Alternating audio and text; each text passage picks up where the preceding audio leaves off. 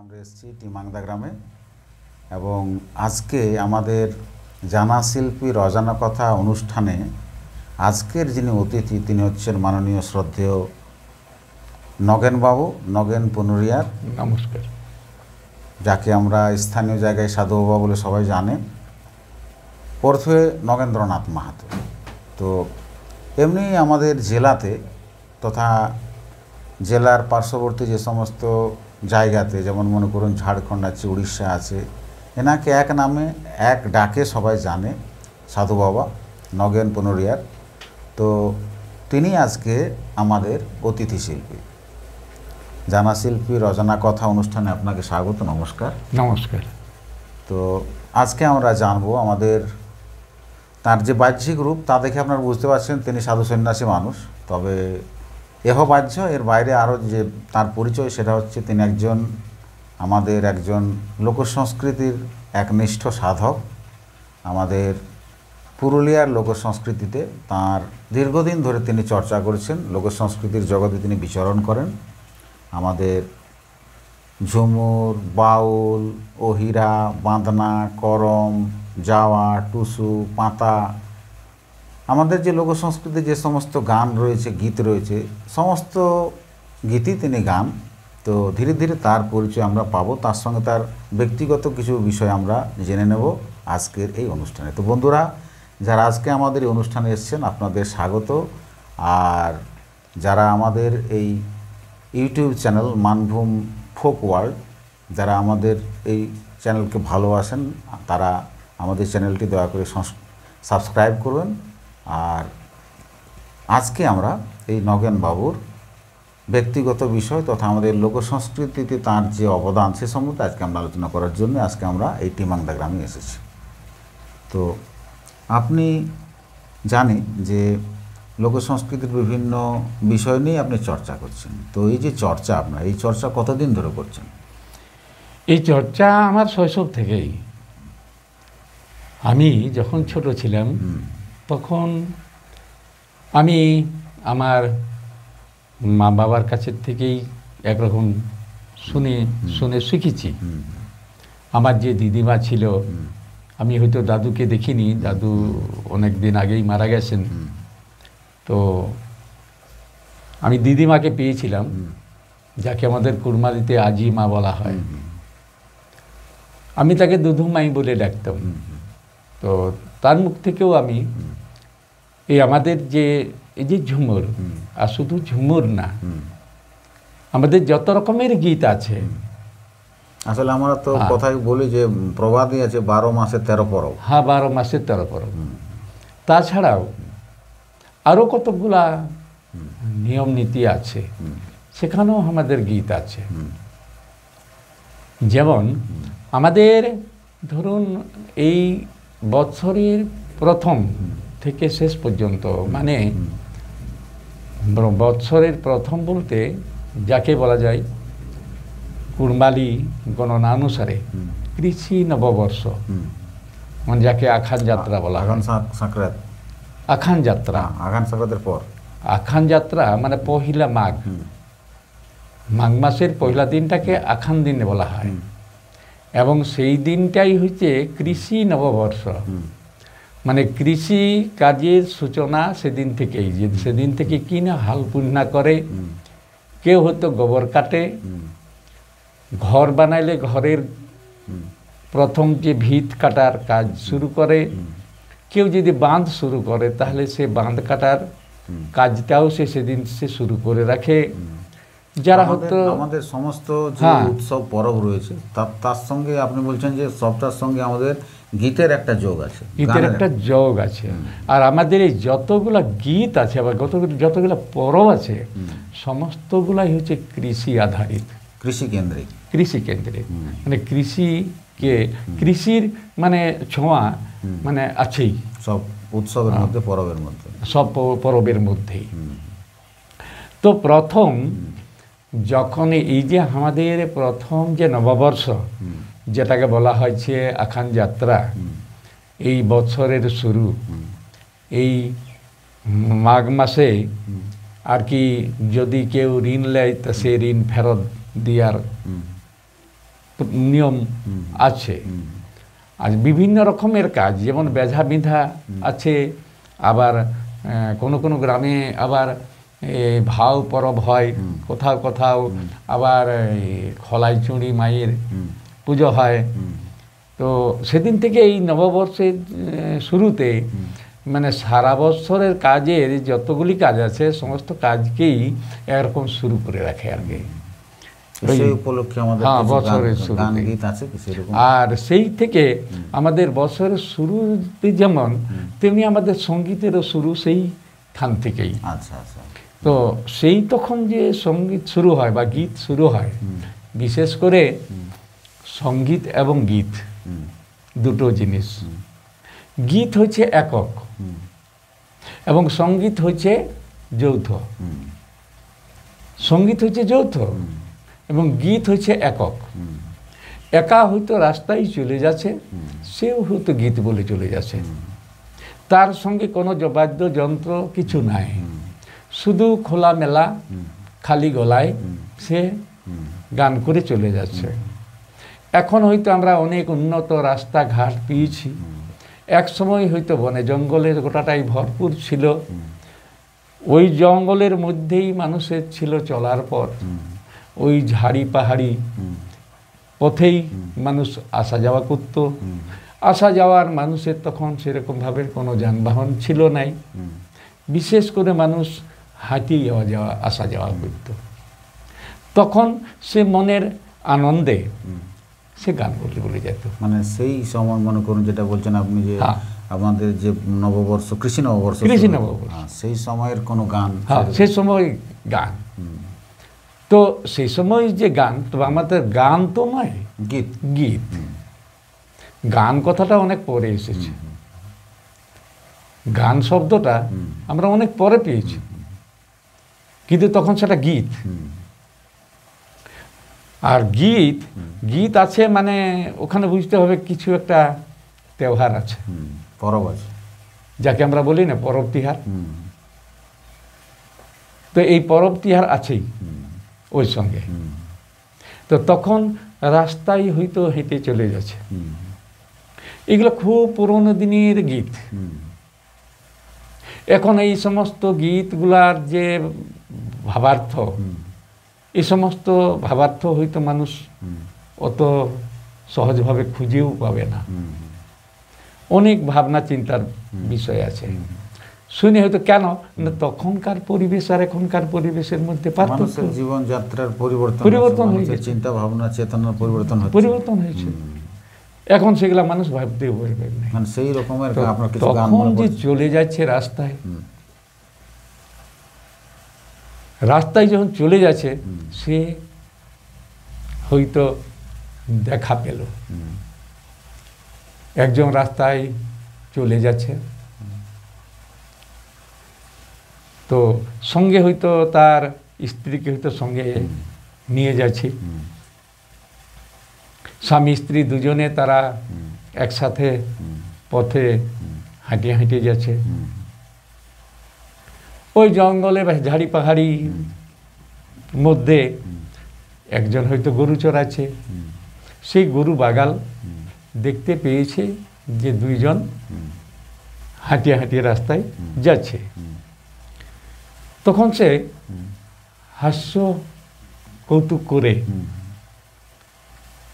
আর কি বলছে, তো এখানকার মানুষের মানে এই কুড়মালি, যাকে বলছে কুড়মালি, মানে এই কুড়মালি ভাষাভাষী মানুষ ছিল, তো এই লোকগুলার কথা বলাটাই ছিল গীত আর চলাটাই নাচ,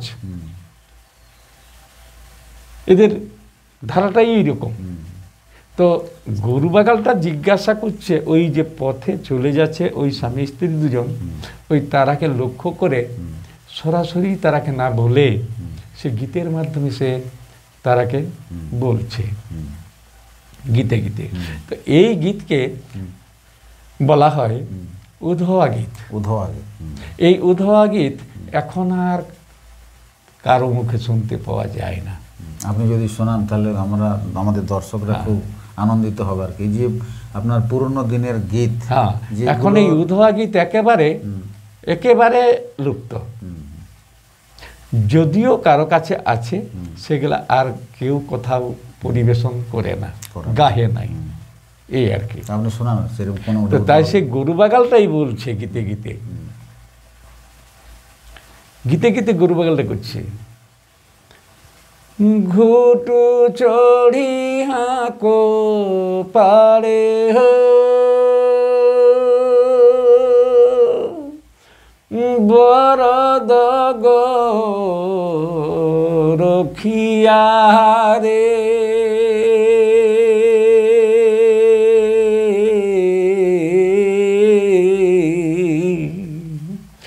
আরে কাকরবি হওয়ালে যায়,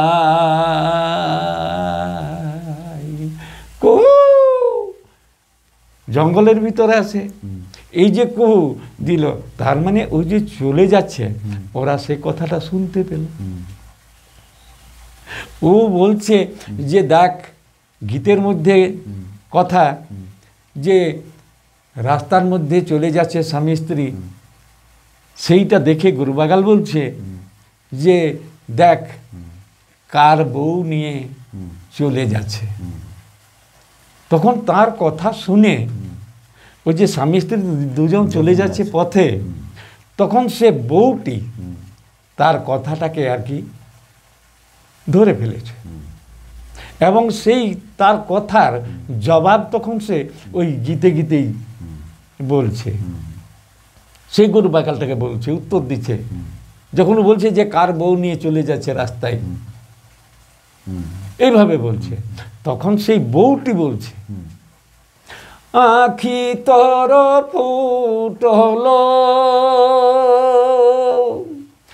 বরদ গো রখিয়া রে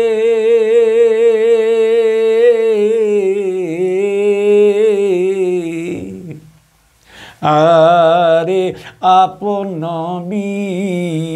হওয়ালে যায়, আখি তর ফুটল বরদ গো রখিয়া রে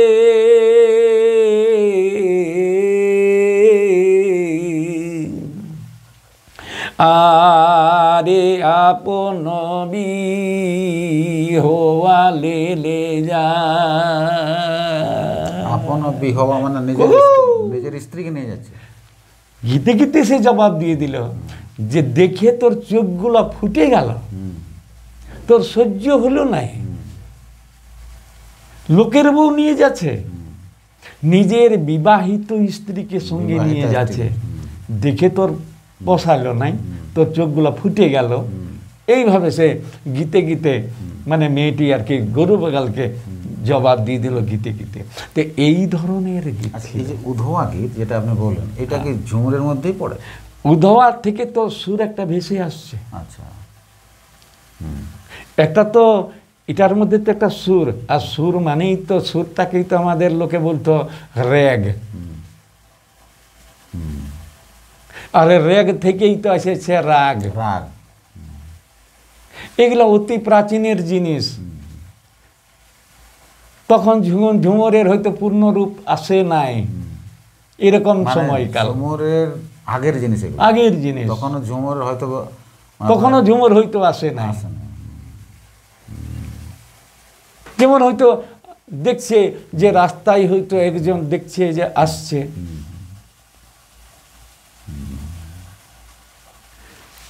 রাস্তায় আসছে একজন, দেখতে পাচ্ছে একজন মেয়ে লোক আসছে, হয়তো রাস্তায় আসতে দেখে হয়তো বলছে যে না ওটা ও আর সমধিন বটে। সমধিন মানে আমার যেটা বেহাইন, যাকে বেহানি বলা হয়, কুড়মালিতে তাকে সমধিন বলা হয়। তো সেই দেখে হয়তো কেউ লক্ষ্য করে চিনেছে, তখন সে বলছে বাটে বাটিয়াবো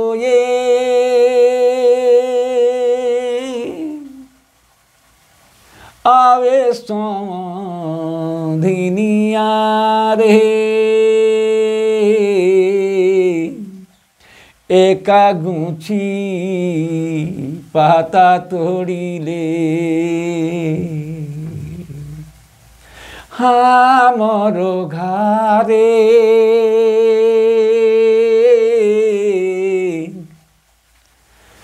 থালো না ডুবি কইসে খায় দহি ভাত।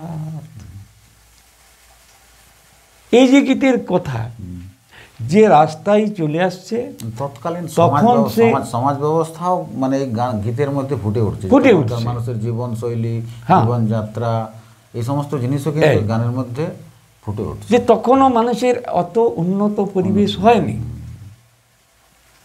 হয়তো তখন না ছিল থালা, না ছিল বাটি।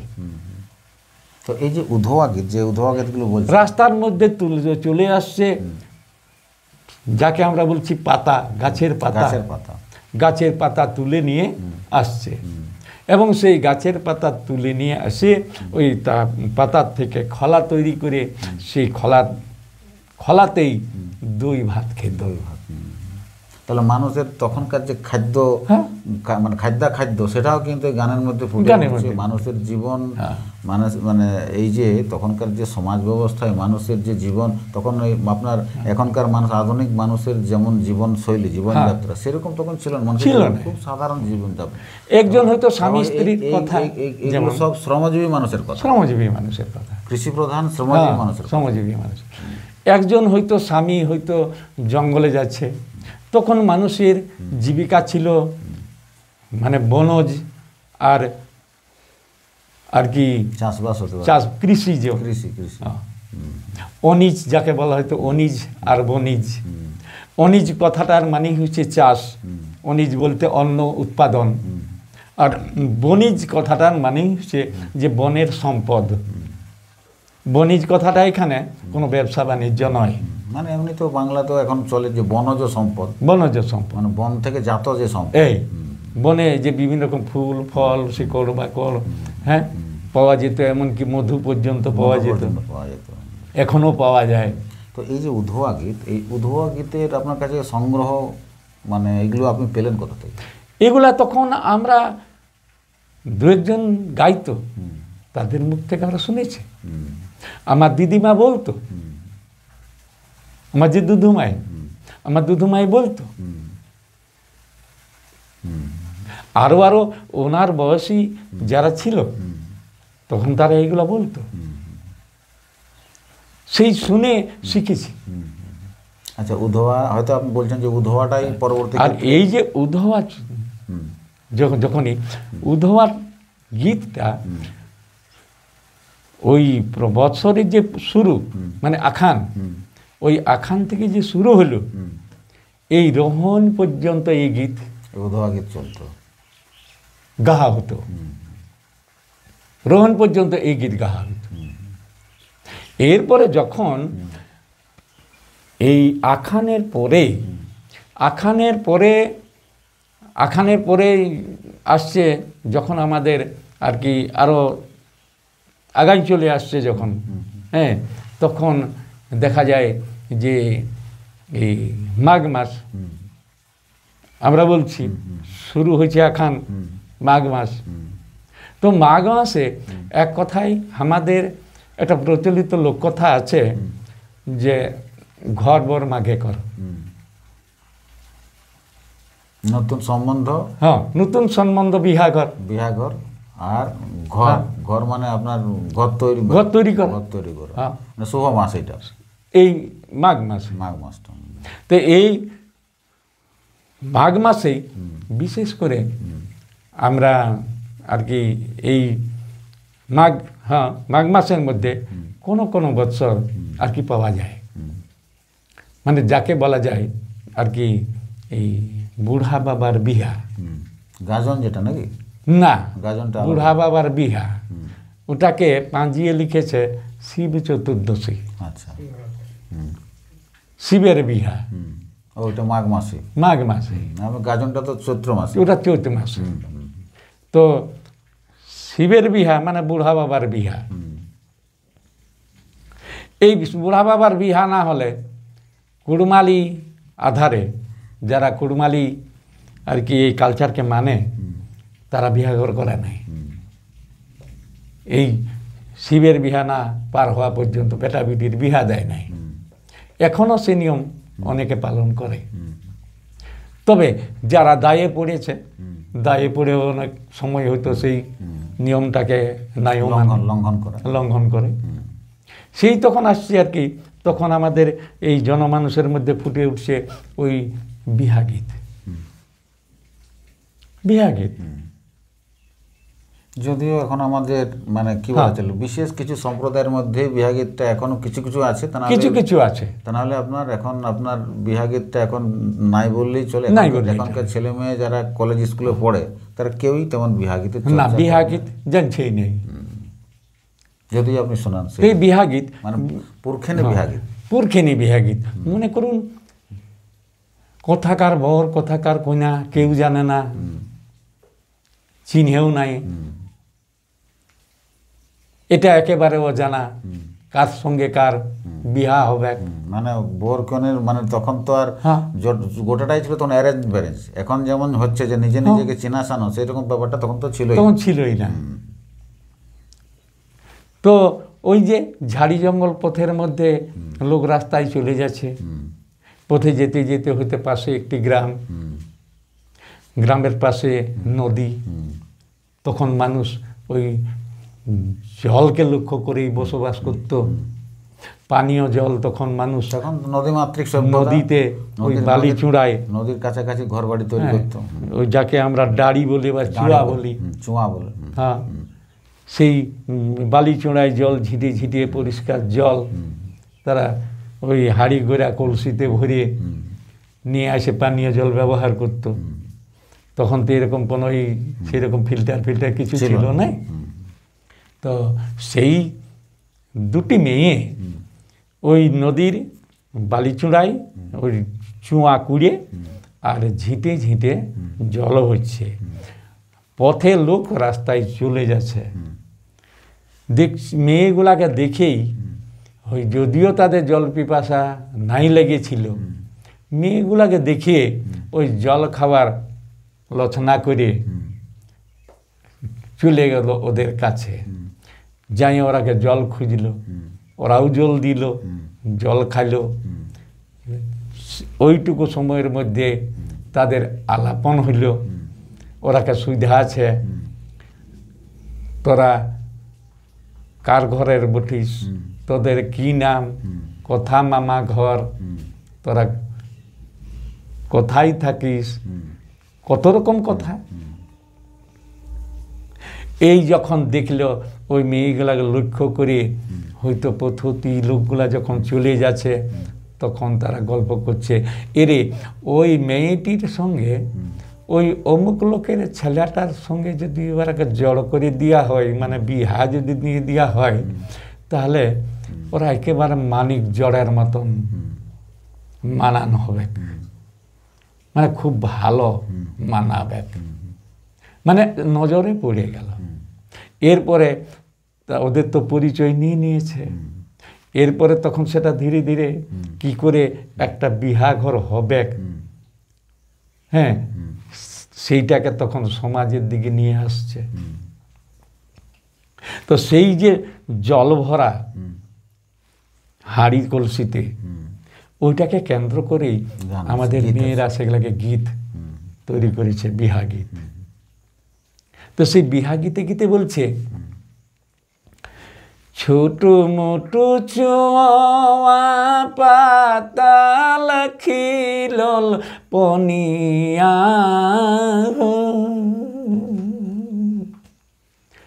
ছোট মোটো চোয়া পাতাল খিলল পনিয়া,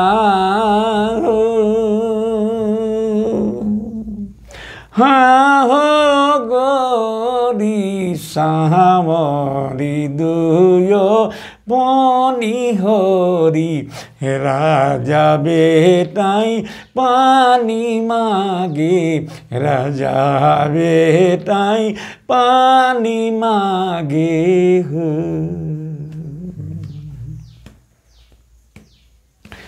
পানি যে খালে রাজা হিয়ারে জুড়ালে হো। পানি যে খালে রাজা হিয়ারে জুড়ালে হো। পুছে লাগল ঘরে কে চরিত আসে তয়ে ধনী কাহা শুয়ে তয়ে ধনী কাহা শুয়ে হো। দুয়ারাই দুসাদে শুয়ে খিড়কি কুকুরি শুয়ে হো। দুয়ারাই দুসাদে শুয়ে খিড়কি কুকুরি শুয়ে হো। মহল ভিতরে হামে শুয়ব হামরিকে কনে পাবে হামরিকে কনে পাবে হো। দুয়ারাই দুসাদি কাটো খিড়কি কুকুরি কাটো। দুয়ারাই দুসাদি কাটো খিড়কি কুকুরি কাটো। চুটো কিস বদে কেবারি খোলব ধনী সঙ্গে মিলব ধনী সঙ্গে মিলব। কত সুন্দর গীত, অসাধারণ অসাধারণ। এই যে গানের মধ্যে আপনার যে আমাদের তো বলা চলে যে এই গানের মধ্যে বহু একসঙ্গে অনেকগুলো জিনিস ফুটে উঠছে আর কি। অনেকগুলো জিনিস এখানে মানুষের প্রত্যেকটা মানুষের পারিবারিক যে সম্পর্কের মধ্যে যে গভীরতা সেইটা ফুটে উঠছে। এখন যে আমাদের আত্মকেন্দ্র এইরকমভাবে এই বিহা গীতের মধ্যে এই যে দুজন এক বাঁধনে সংসার বাঁধায় তারা আবদ্ধ হয়েছে সারা জীবনের মতন। সেই গীতে গীতে সমস্ত শিক্ষা গীতের মধ্য দিয়ে আছে। তারা দাম্পত্য জীবনে কেমনভাবে থাকবে, কি করবে, তাদের কি করণীয়, তাদের আচার ব্যবহার নিয়ম, কার সঙ্গে কেমন ভাবে, গভীর একটা জীবন দর্শন। হ্যাঁ, জীবন দর্শন এই গীতের মধ্যে পাওয়া যায়। আজ সেই সমস্ত জিনিসগুলো সব মুছে যেতে বসেছে। এগুলো মুছে যেতে বসেছে। এই বিহাটাও বোধ হয় হারাই যাবে। মানে যে এখন এই যে বিহা কথাটা, মানে যেমন বিহা আর বিবাহ এক নয়। ম্যারেড নিকা এক নয়।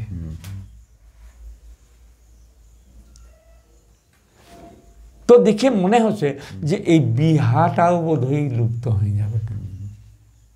বিহা মানে লোকে জানিবে কেই নেই, মানে বিবাহ নামক যে প্রতিষ্ঠানটাই থাকবে না। হ্যাঁ, প্রতিষ্ঠানটাই থাকবে নাই, এই অনুষ্ঠানটাই হারাই যাবে। দিন দিন যেরকম ভাবে দেখতে পাওয়া যাচ্ছে, দেখছি বিহা ঘরে কোথাও দেখছি মাড়ুয়া নাই, কোথাও দেখছি ছামড়া নাই, কোথাও দেখছি বনমালা নাই। হ্যাঁ, এখন সব লাইটের কারুকার্য, যত রং বেরং কাপড়ের ডেকোরেশন, মানে আড়ম্বর আমাদের আড়ম্বর বেশি আর কি, কিন্তু আমাদের আন্তরিকতার জায়গাটা কমে যাচ্ছে, আন্তরিকতার জায়গাটা কমে যাচ্ছে। এখন বিহাঘর হচ্ছে, বিহা না হওয়ার আগেই লোক বিহার ভোজে খাইয়ে খাইয়ে পালাইলো। বিহার অনুষ্ঠানে বিহা দেখার বা বিহা দিয়ার বা বিহা কাজ ইয়াটা দেখব, ক্রিয়াগুলা দেখব কি কি হয়েছে, লোক নাই। নিমন্ত্রণ করিয়েছে, গেল ভোজ খাইল পালাইল। বিহা যেবার হইল নাই হইল, সে তো বটে। বিহার কাঁড় পাইয়েছে, গেল যাইয়া ভোজ খাইয়া। এই বিহার বিহাগের সময় লোক নাই। এখন আমরা দেখতে পাচ্ছি যে এই যে আপনার পুরখেনে বিহাগের, পুরখেনে বিহাগীত তো এখন অনেকে দেখতে পাচ্ছি আমরা ইউটিউবে অনেক নতুন নতুন বিহাগীত গাইছে, তো আধুনিক নতুন নতুন বাজনা দিয়ে। তো এটা আপনি কি দৃষ্টিতে দেখছেন, এই যে নতুন নতুন যে বিহাগীত এখন তৈরি হচ্ছে, এটা কি আপনার মনে হচ্ছে যে আমাদের সেই পুরনো জিনিসকে ধরে রাখার একটা চেষ্টা? হ্যাঁ, পুরনোটার কিছু ছোঁয়া লাগিয়ে আছে, মানে পুরনোটা থেকেই তো আধুনিকটা আসছে। তো সহজ এবং সরল এখন যে যন্ত্রপাতি হয়েছে সেইগুলার সঙ্গে তালমিল করে এটা ভালো, আপনি বলছেন ভালো জিনিস, এটা চলছে। তবু তো একটা জিনিস যে লোকে শুনলেও তো বলবে যে হ্যাঁ বিহা ঘরে বিহা গীত হচ্ছে, এইটুকু তো বোধ আসছে মানুষের।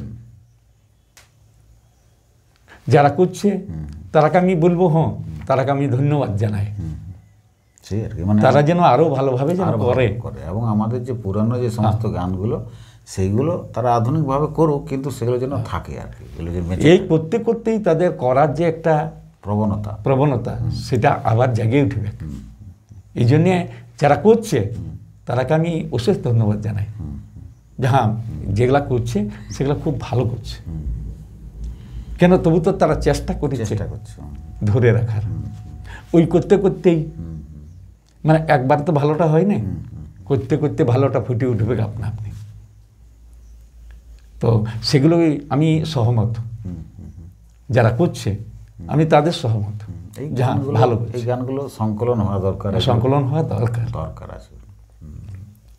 যে ওরা করছে সেগুলা হয়তো ভালো হয়েছে না, এ হয়েছে না, অমুক হচ্ছে না, না আমি সেটি মনে করি। চেষ্টা করছে সেটাই আর কি আমাদের। আর ও যে চেষ্টা করছে, ওর যে মনের একটা আগ্রহ, এটাকে আমি ভালোবাসি, এটা করা দরকার। তাহলে মনে করুন উধোয়া থেকে শুরু করেছিলাম আমরা, উধোয়া বিহাগে, তারপরে হ্যাঁ এই বিহা করে বিহাগে।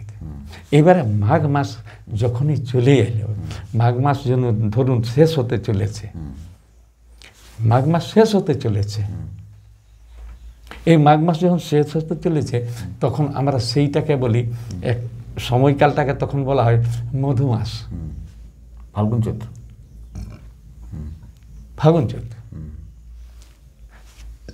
মধু মাস। এই মধু মাস যখন আসে তখন এই শীতের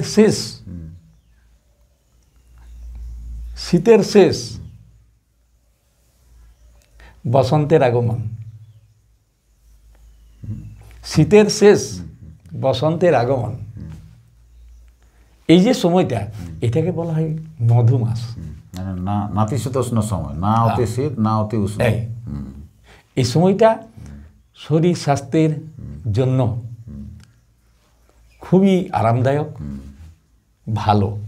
এই সময় কি গীত আমাদের মানে এই সময় তখন আমাদের লোক যে গীত পরিবেশন করছে এইটাকে তখন ঝুমুরের মানে ওই ঝুমুরের আদর্শ সময়, ঝুমুরের একটা মানে সুরের মধ্যে গণ্য হয়ে পড়ছে আর কি।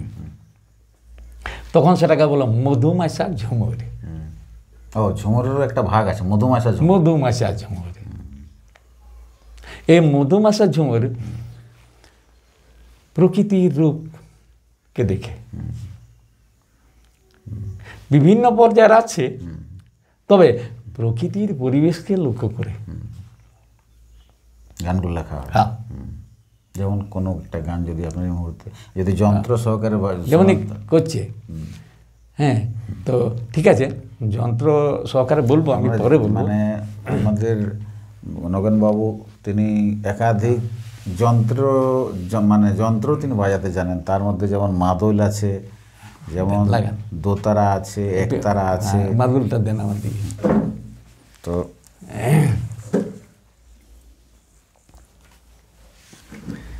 এই যে মাদল, এই মাদল নিয়েই আর কি ওই মধুমাশা ঝুমুর।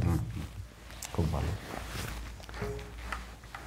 তো মধুমাশা ঝুমুর প্রকৃতির রূপকে লক্ষ্য করে, পরিবেশকে দেখে, হ্যাঁ, যে গাইছে।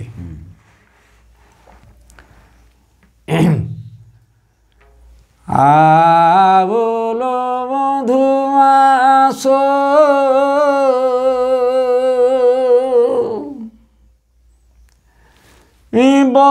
বসন্ত দিনু দাস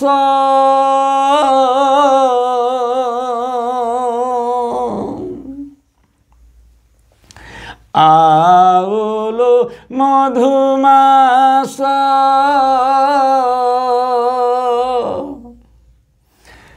বসন্ত দিনু দাস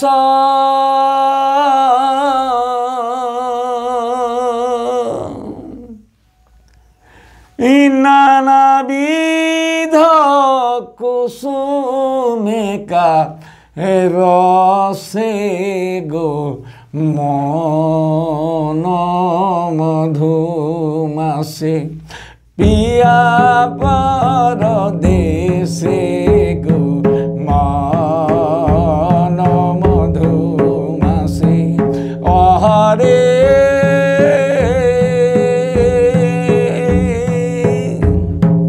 নানাবিধ কুসুমেকা রসে গো মন মধুমাসে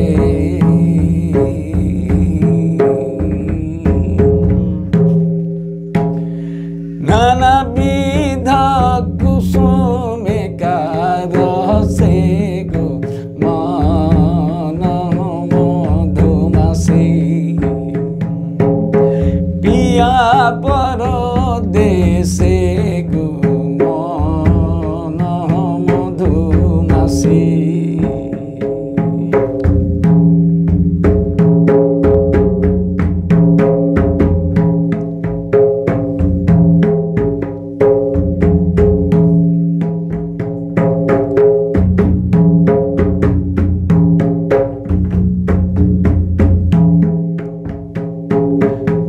জগলো তরুল নাবা নাবা ফুল পাতা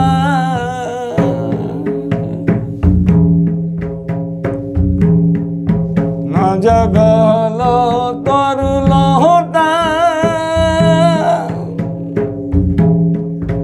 নাবা নাবা ফুল পাতা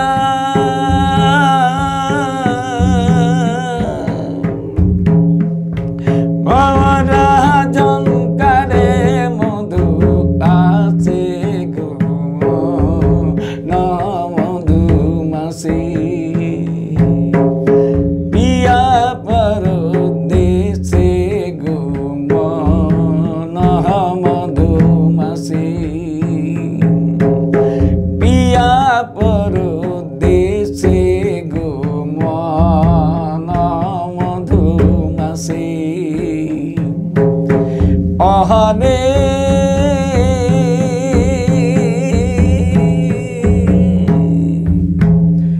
আমরা ঝঙ্কার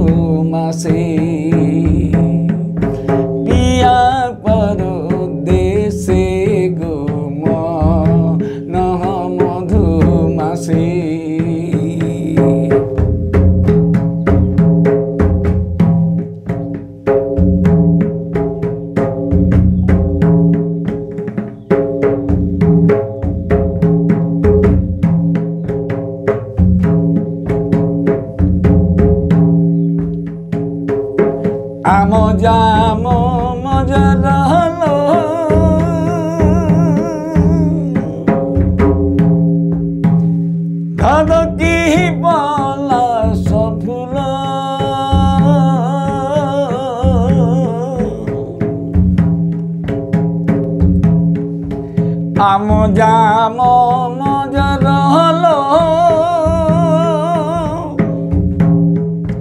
ভাদ কি পলাশ ফুল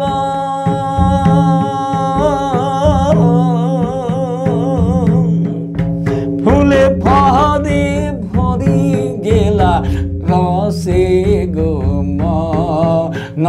মধুমাসি পিয়া পরদেশে গো মধুমাসি অহরে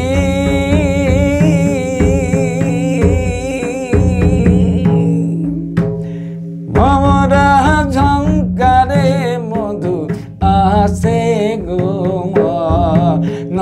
মধুমাসি পিয়া পরদেশে গো মধুমাসি।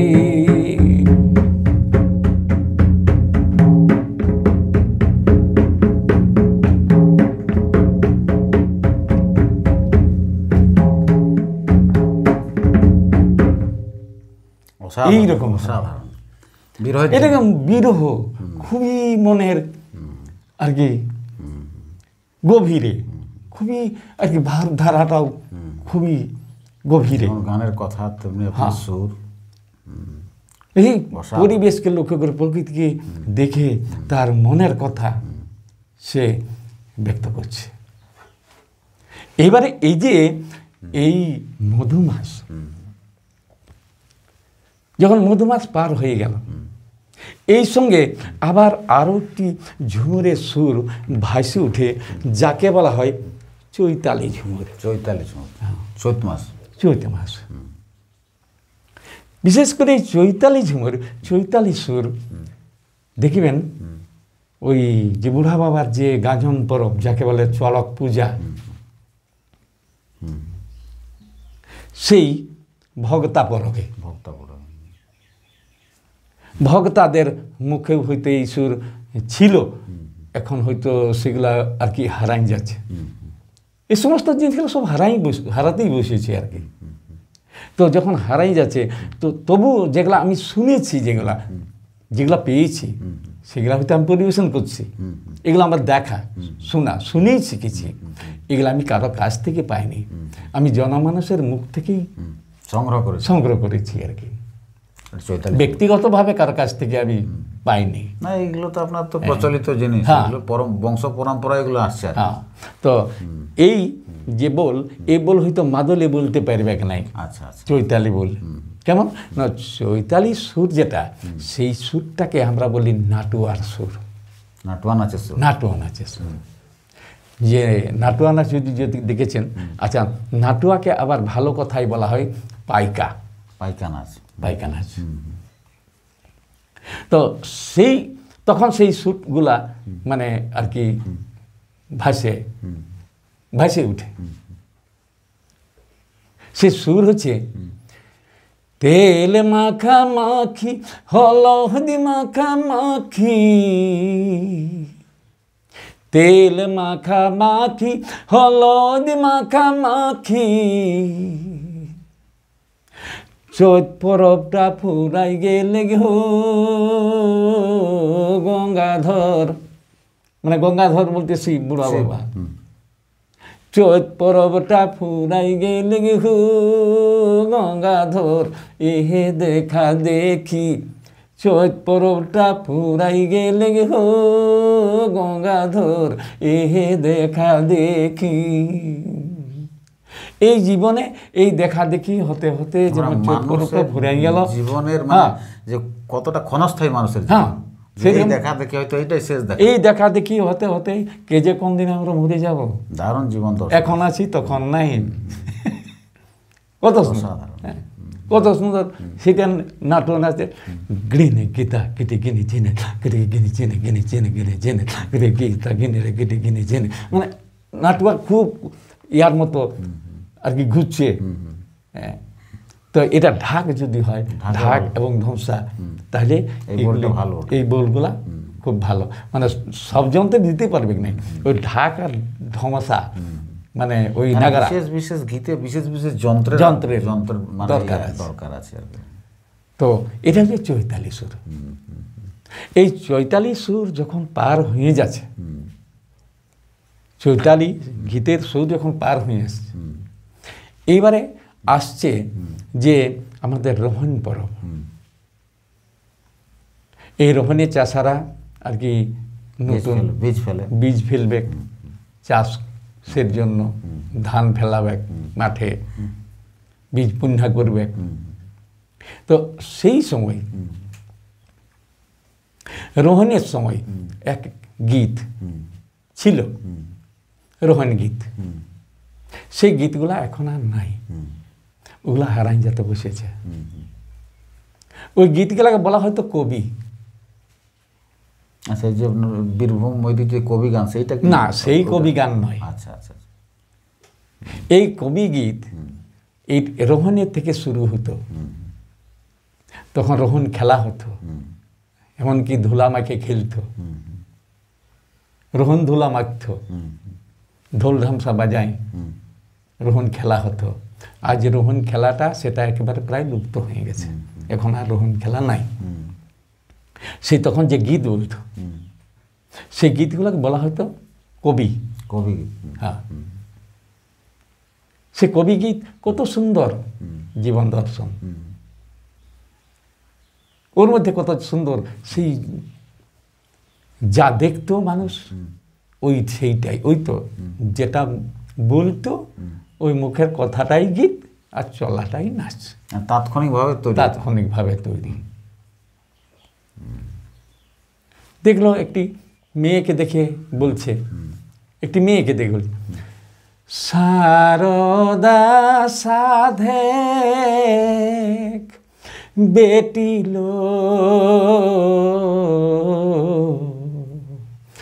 বনাই দেব নাগে পুরা ঝুটিল, নাগ পুরা ঝুটিল বনাই দেব নাগ পুরা ঝুটিল। কত সুন্দর, কত আবেগে। একজন হয়তো জঙ্গলের থেকে আসছে, মাথায় কাঠের বোঝা,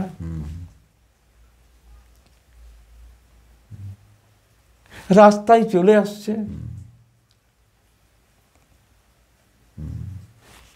কেউ হয়তো বলছে, সেই মেয়েটিকে বলছে, দাঁড়াইল সঙ্গে যাবেল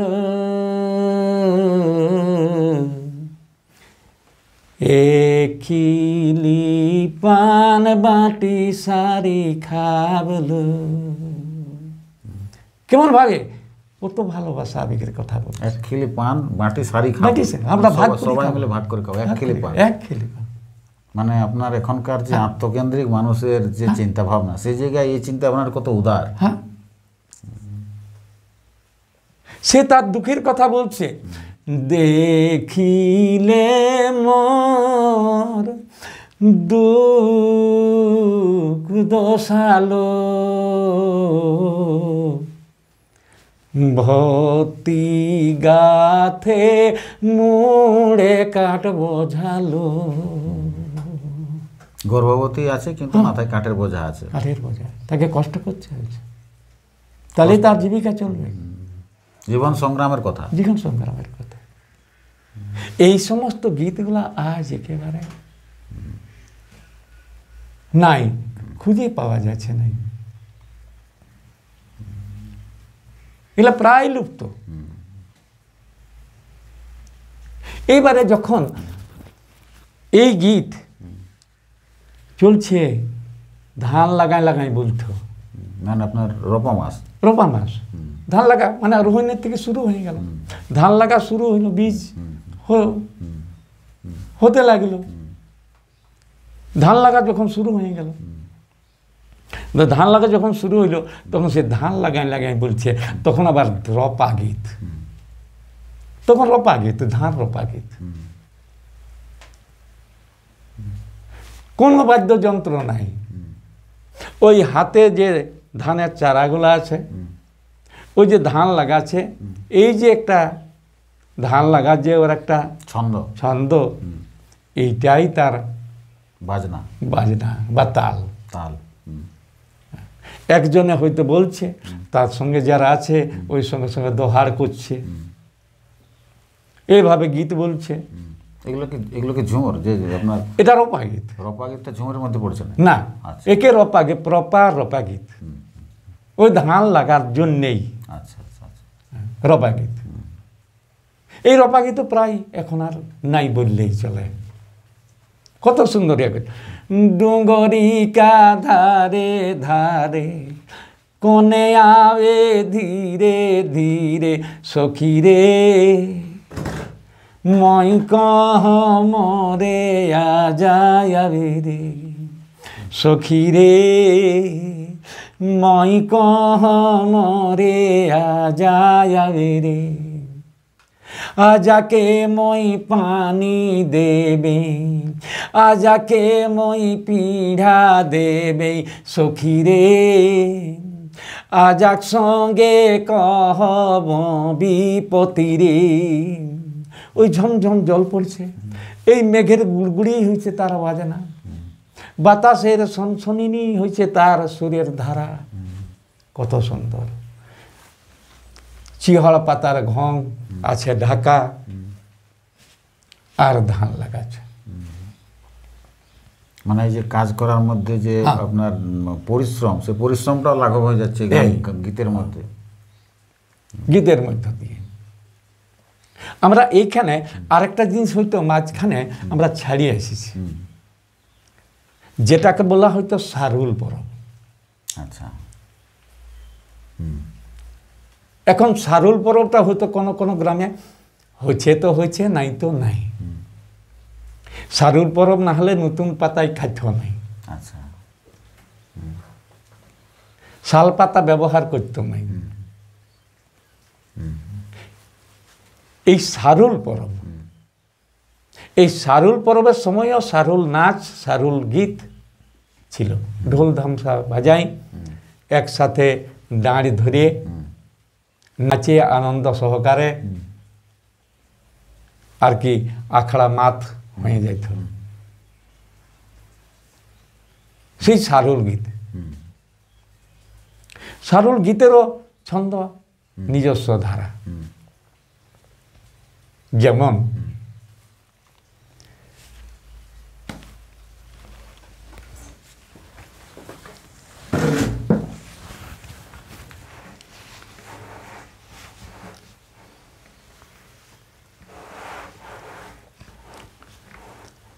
হাঁড়িলে বিড়িলে পানি আনে যা,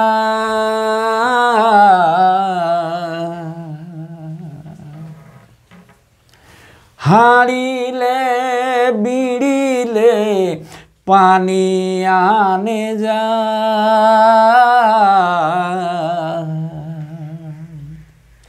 সুপলে বাড়লে ধান ঘাটে যা, সুপলে বাড়লে ধান ঘাটে যা,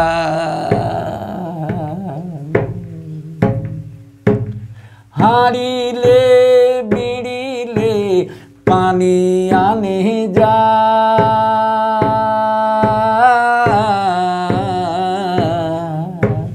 সুপলে বাড়লে ধান ঘাটে যা।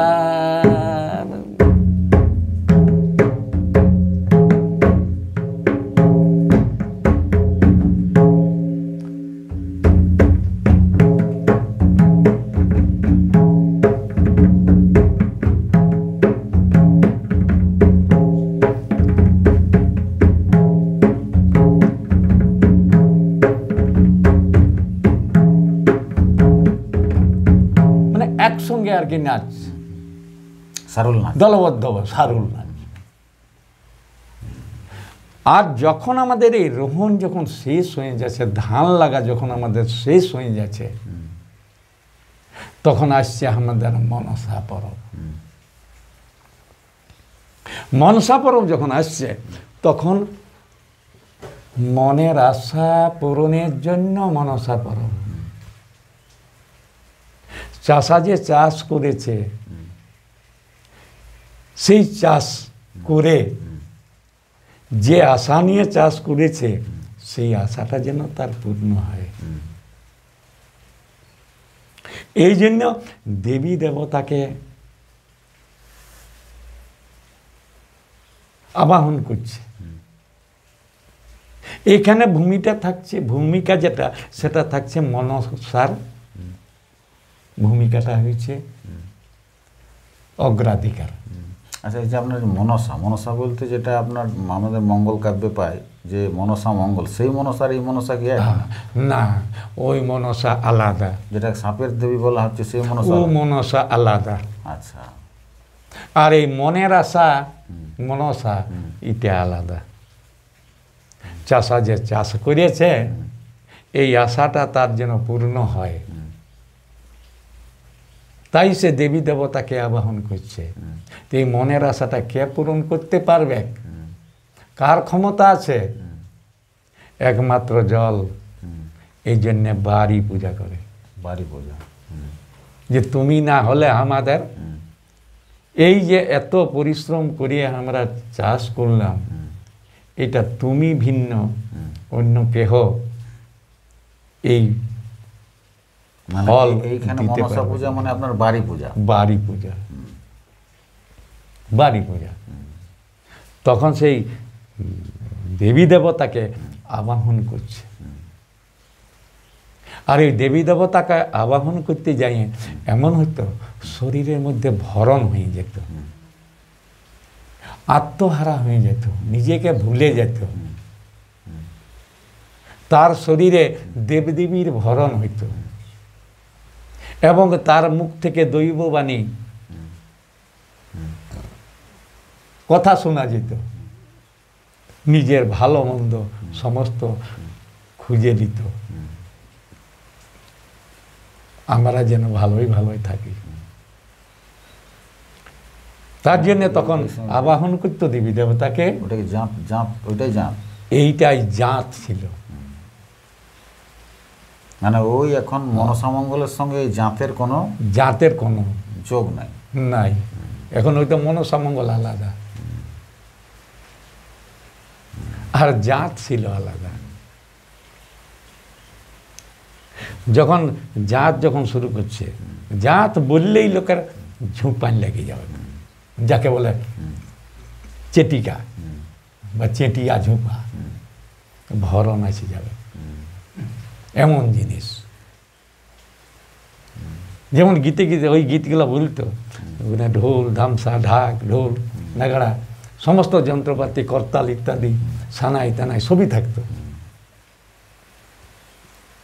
খুব আনন্দ ফুর্তি সহকারে করতো আর কি। তাতে করে দুজনের ভরণ এসে যেত, মানে আত্মহারা হয়ে যেত। এমন ভাবে বলতো, গাইকে গোবর সমুদ্রে কেরা পানি রে, সমুদ্রে কেরা পানি, সে পানি লিপ গুরুকে আঙ্গনা রে, গুরুকে আঙ্গনা। গুরু গেলা দেশ বলে, গুরু আনি গেলা নগরে,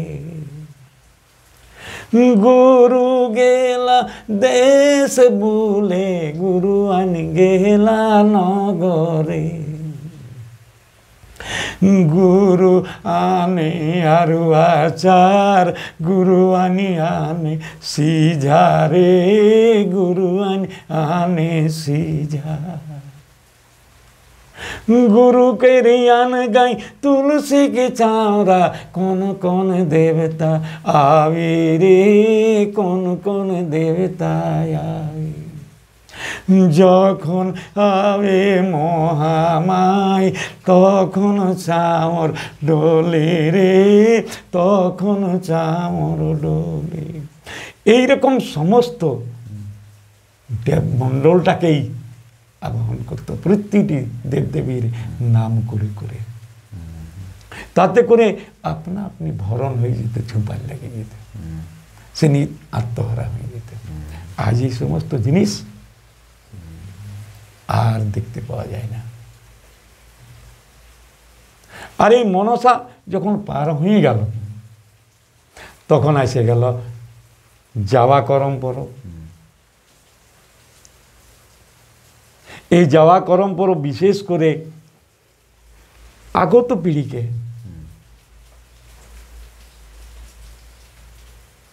আমাদের যারা ভবিষ্যৎ, তারা কি করে এই সভ্যতার আগে দিকে আগাই যাবে, কি করে ভালো ফলন ফলাবে, জীবনশৈলীটাকে ভালো তৈরি করবে, রোগ ব্যাধি থেকে কি করে বাঁচবে, ভালো জ্ঞানী বুদ্ধিমান বেটা বেটির কি করে জন্ম দিবে, যদি তাদের অসুবিধা হয় তাদেরকে কি করে তারা ভালোভাবে তাদের জীবন গঠন করে দিতে পারবে, এই সমস্ত জিনিস সমস্ত যাওয়া করম পরবে আছে। করম গীতে করমে, করম কথাটা মানেই তো হয়েছে কর্ম, কর্ম করম, করম মানে করম মানে করবো আর কি। মই করম মানে আমি করব, না বলে বাংলায় বলতে গেলে আমি করব না, কর্ম থেকে করম, এটা এটা আমি করম, আমি এখন করছি না, এখনের জন্য নয়, ভবিষ্যৎ। ভবিষ্যৎ আমি করম।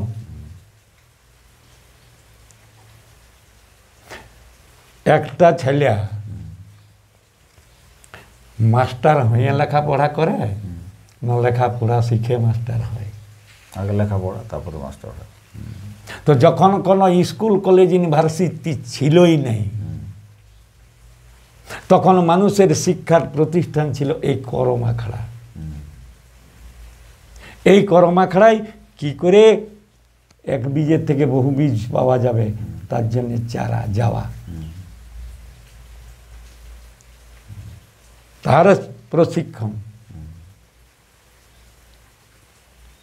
কি করে আমরা যাকে এখন ইংরাজি বলছে এগ্রিকালচার, হর্টিকালচার, হ্যাঁ আরো আরো কত কত কালচার বলছে না, হ্যাঁ কি করে নার্সিং ট্রেনিং ইত্যাদি, মানে সুস্থভাবে মানুষকে বাঁচতে হলে যাহা কিছু প্রয়োজন সমস্ত কিছু ছিল ওই করম আখড়ায়। কি করে একটা মেয়ে ভালো ছেলে বা ভালো মেয়ের জন্ম দিতে পারে সে শিক্ষা ছিল, জানতো কি করে বেটার জন্ম হবে, কি করে বিটির জন্ম হবে।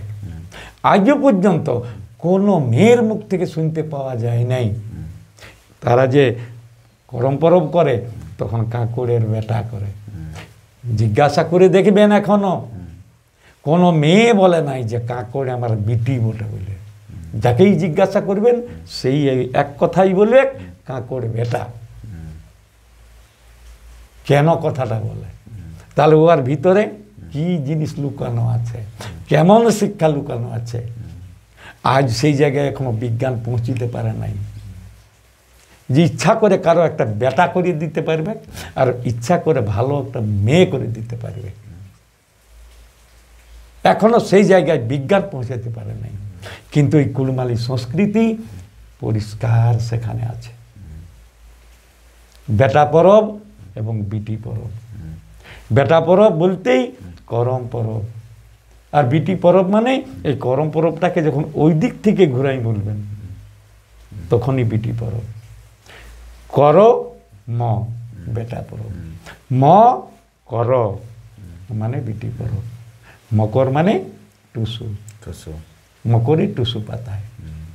তাহলে কি করে বিটি এবং কি করে বেটা পাওয়া যায় এবং ভালো চরিত্রবান জ্ঞানী বলিষ্ঠ কি করে হবে, সে সমস্ত শিক্ষা কর্মের মধ্যে। যখনই যাওয়া পাতায় তো সেদিন থেকেই তাদের কত বিধি নিষেধ ব্যবহারের।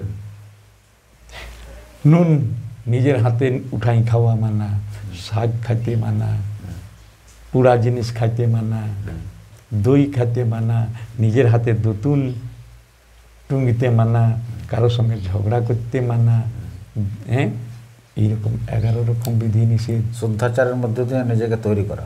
হ্যাঁ, এখন সে মা হয় নাই, কবে সে মা হবে, এখন তার বিবাহ হয় নাই, সে এখন কুমারী আছে। আর মাকে যে সমস্ত জিনিস করতে হয়, মায়ের যে করণীয়, মাতৃত্বের যে শিক্ষা, সেটাও শিখছে। জগৎ শিক্ষায় উন্নত, না শিখে কোনো জিনিস কিছু করা যায় না। এই জগৎটাই হচ্ছে শিক্ষার জগৎ। তো সেই শিক্ষার থেকে আমরা সেই আমাদের যে পূর্বাপুরুষের যে শিক্ষা, সেই শিক্ষার থেকে আমরা অনেক দূরে সরে যাচ্ছি। আমরা না ঘাড়কা না ঘাটকা, আমরা নিজেরটাও না শিখতে পারছি, না লোকেরটাও আমরা শিখতে পারছি। আধুনিক শিক্ষাতেও আমরা শিক্ষিত হতে পারছি নাই, আর প্রাচীন শিক্ষাতেও আমরা শিক্ষিত হতে পারছি নাই। করমের গান কেমন হতো? করম, পুরনো করম কত সুন্দর। করমের একটি বিটিছানার জন্মটাই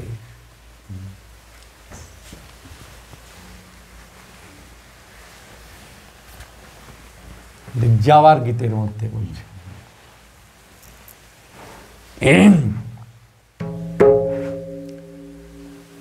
যাওয়া তোরে জনম লেলি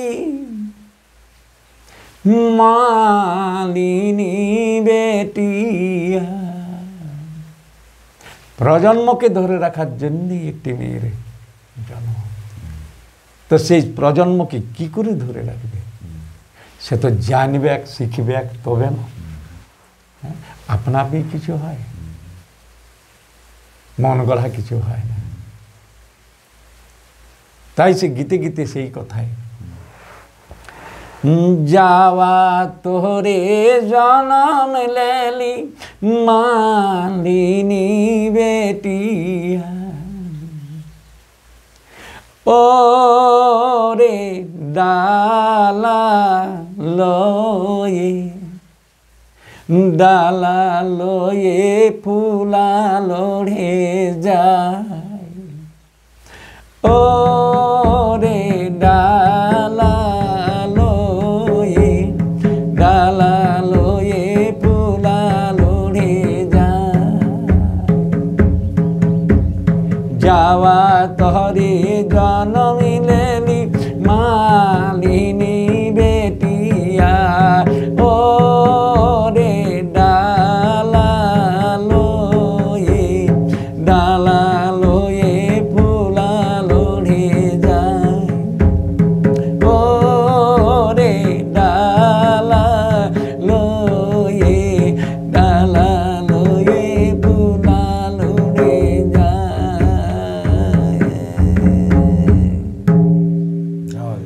ও রে ডালা লয়ে, ডালা লয়ে ফুলা লড়ে যায়।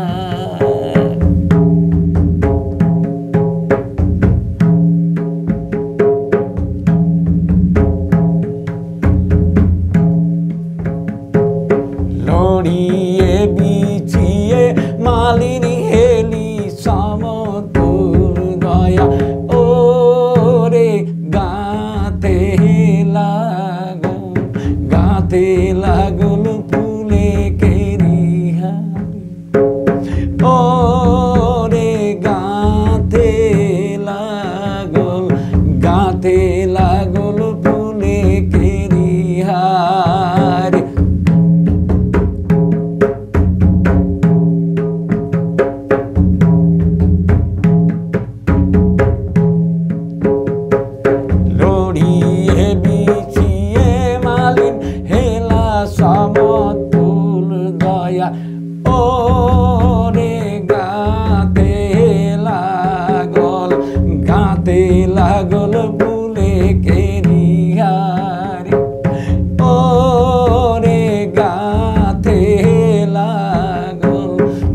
মাথে লাগল ফুলে কেরিহার।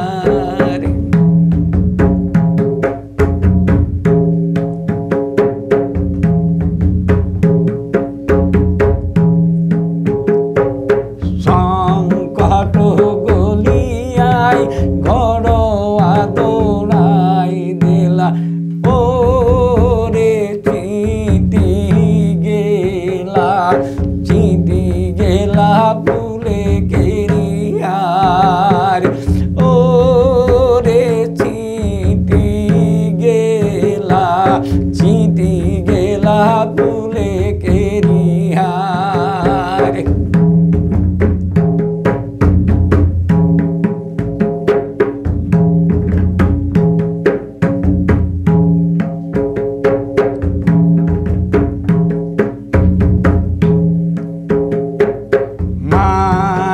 বহিনিয়া আর পড়শিয়া ওরে লোকি দিহা ফুলে কেরিহার।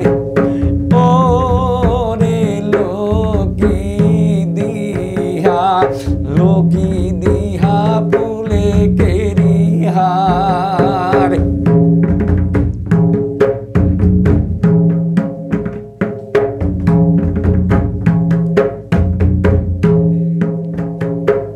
কইছে হামে লোকব ফুলে কেরিহার দয়া ওরে করাইয়া হে বেটা যুবরাজ। ওরে করাইয়া হে বেটা